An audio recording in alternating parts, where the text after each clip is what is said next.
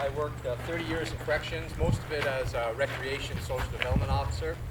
I did 20 years here as a social development officer. Me and a few other staff members took care of the gymnasium where they had basketball, floor hockey, volleyball, and weightlifting, and some heavy bags. They also were allowed to come here to the main exercise yard where we had a ball diamond, basketball court, football, soccer field, racquetball court, weightlifting, and a running track that ran around the inside of the wall.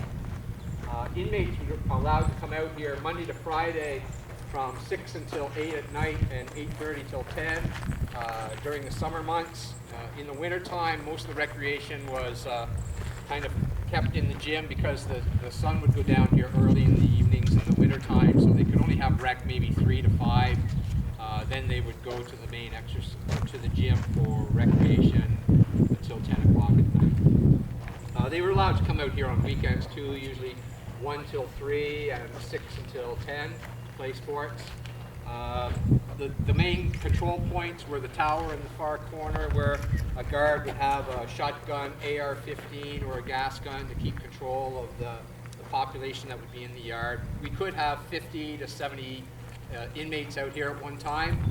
There was another control point that we had on top here where the guard could control the turnstiles that are to the left there, which controlled the movement of inmates into the yard and out of the yard.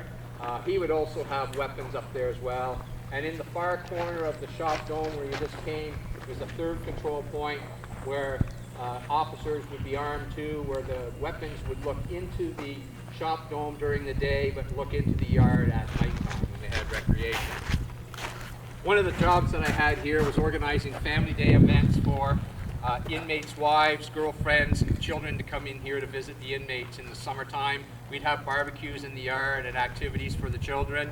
And we'd also try to do that in the gymnasium in the bad weather. We'd have a Christmas social for the inmates to visit with their wives and girlfriends and children, where the inmates could buy presents for their kids, and we did the same at Easter as well. Prior to us having the razor wire on the wall and the motion detection devices, other than the weapons that the guards had in the wall as a deterrent to keep inmates from escaping, inmates still found ways of attempting or finding ways to escape.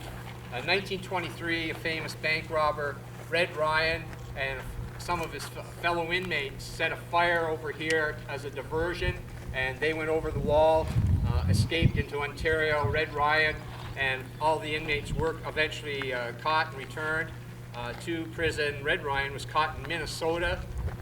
Upon his release from Kingston Penitentiary, he did go on a talking tour about prison reform and how he had changed his ways.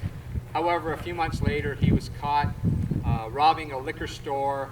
The police ended up shooting him in a gun battle.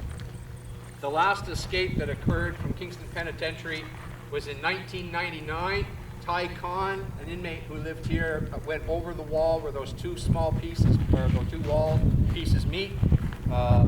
He had fashioned a rope with a grappling hook as well that he had hidden in the shops where he was hiding because he'd made a dummy that he had in a cell so the guards would continue to count him, thinking that he was in his cell.